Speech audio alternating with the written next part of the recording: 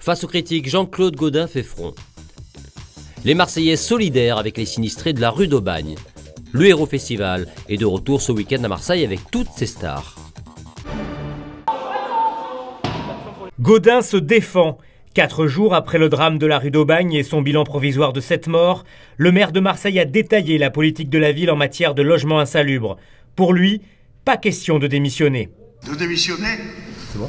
Vous croyez que le capitaine il démissionne quand il y a une tempête? Quant au travail que nous avons fait dans l'arrondissement qui semble vous passionner, mais vous savez bien que nous avons fait quantité de choses. Partout, à la rue Saint-Saëns, à la rue Molière, à la rue Bernard-Dubois, à la rue Francis de Pressensé, à la rue d'Apsau, voilà, à la rue d'Aix, chez les Dominicaines ou encore à la rue Mazagran. Alors évidemment, on n'a pas encore tout fait. Évidemment, il faudra encore en faire sans doute plus. Mais nous faisons tout ce que nous pouvons avec les difficultés que nous avons à obtenir l'acquisition de certains bâtiments, ce qui nous prend, on vous l'a dit, pour le 63 de la rue d'Aubagne, 10 années. Eh bien c'est parti, pareil.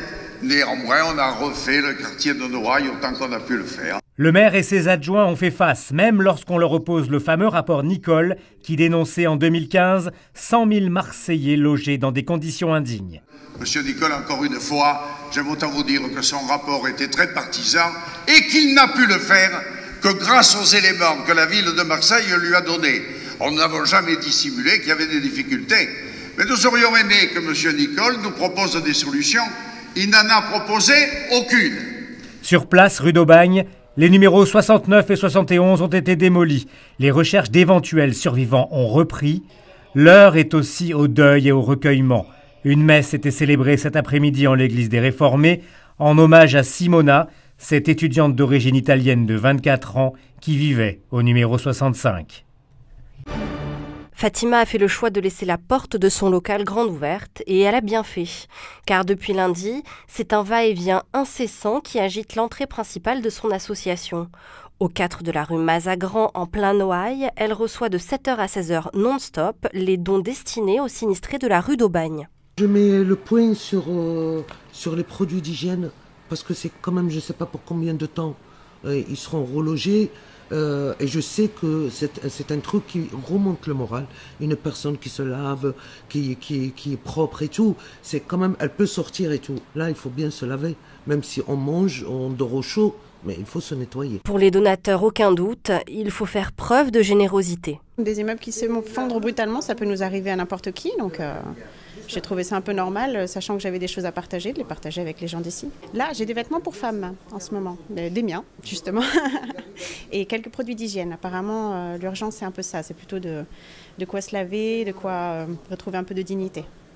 Mais ça bouleverse forcément tout le monde, puisqu'on pense aux personnes qui sont peut-être restées dessous, parce qu'on pense à la durée prise pour prendre en compte ces problèmes-là et surtout se dire que c'est sans doute pas les derniers immeubles qui s'effondrent, donc bien sûr que c'est bouleversant. Vous êtes venu amener quoi comme vêtements? Des pulls, des t-shirts, voilà, des affaires qui peuvent être utiles encore pour l'hiver ou pour la vie courante, ne sachant pas comment ces personnes sont aidées ou pas, voilà. On l'a vu, ils ont laissé toutes leurs affaires à l'intérieur sans pouvoir les récupérer, donc ils sont sans rien, absolument sans rien. J'imaginais comment ce serait pour moi si j'étais à leur place. Les bénévoles de femmes d'ici et d'ailleurs devaient tout l'après-midi trier et étiqueter le linge pour simplifier le travail de la Croix-Rouge. À midi, Fatima avait déjà compté 67 sacs déposés depuis le matin.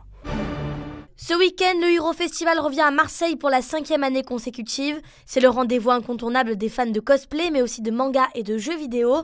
Samedi et dimanche, le Parc Chano va se transformer en univers fantastique avec de nombreuses nouveautés à la clé. On a notamment le village Harry Potter par exemple dans Brocéliande, mais dans chaque univers on crée chaque année des nouveautés pour que le voyage soit quand même différent pour les visiteurs fidèles qui participent à chaque édition. Mais on a fait un mix entre les incontournables, les légendaires, donc ceux qui nous suivent depuis le début et puis qui ont laissé des souvenirs mémorables, et puis des nouveautés. Dans chaque univers on a des invités d'honneur, donc pour Konoha on aura des comédiens plus particulièrement connus dans le doublage, comme Brigitte Lecordier, David Kruger ou Gérard Surrugue. Pour Krypton, pour l'Amérique, on peut citer Frankie Muniz, qui est plutôt connu pour son rôle de Malcolm dans la série du même nom. 4 univers vont être mis en avant cette année avec près de 80 invités, 50 artistes et parmi eux Nathan, collectionneur de figurines pop culture depuis des années. Ce que je vais proposer sur l'Eurofestival, c'est une expo inédite où j'ai regroupé plus de 40 artistes qui vont faire des décors originaux. Ce sera la première fois qu'ils seront vus, ils sont uniques au monde et tout ça c'est pour le public marseillais. Maintenant, il ne vous reste plus qu'à choisir votre tenue et réserver vos places pour la 5e édition du Eurofestival.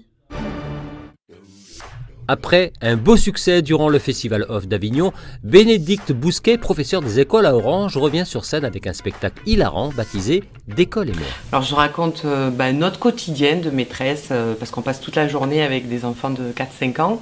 Et ils sont très drôles, ils ne le savent pas, mais nous oui. Waouh, 2 coquilles d'escargot vides.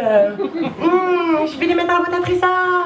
Puis je raconte leurs petits mots innocents et c'est nous adultes qui arrivons à lire entre les lignes, on va dire, donc c'est très drôle. Puis je raconte aussi ma vie de maman parce que j'ai 2 garçons. Et je raconte comment j'ai vécu la grossesse, la maternité, les joies des sorties en famille qui finissent en drame où tout le monde se déteste. Puis après, j'ai une dernière partie où je parle justement des chansons, par exemple, qu'on apprend aux enfants, que ce soit à la maison ou à l'école, et qui sont nullissimes. Voilà. J'ai tilté sur La Souris Verte, parce que c'est une chanson que les enfants connaissent déjà quand ils arrivent à l'école. Mais bon, du coup, on la chante parce que ça les rassure, ça fait un lien. Mais quand on se penche un petit peu sur les paroles de La Souris Verte, hein, cette espèce de souris verte qui n'existe pas, hein, ça ne s'est jamais vu, ou alors elle a un sérieux problème génétique, celle-là. Et qu'est-ce qu'on demande aux enfants ? Il y a des mecs assis dans le jardin qui leur demandent de la tremper dans de l'huile.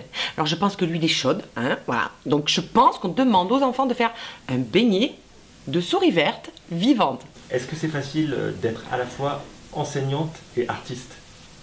Ben, c'est facile parce qu'en classe, je suis déjà un petit peu une artiste pour mes élèves, quoi.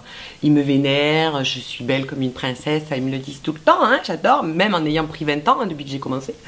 Donc ouais, être en classe, c'est être déjà sur scène. Donc là, en fait, je fais la même chose, mais le public a changé, quoi. Et puis je me lâche un peu plus, quand même, qu'en classe. En classe, je suis très professionnelle.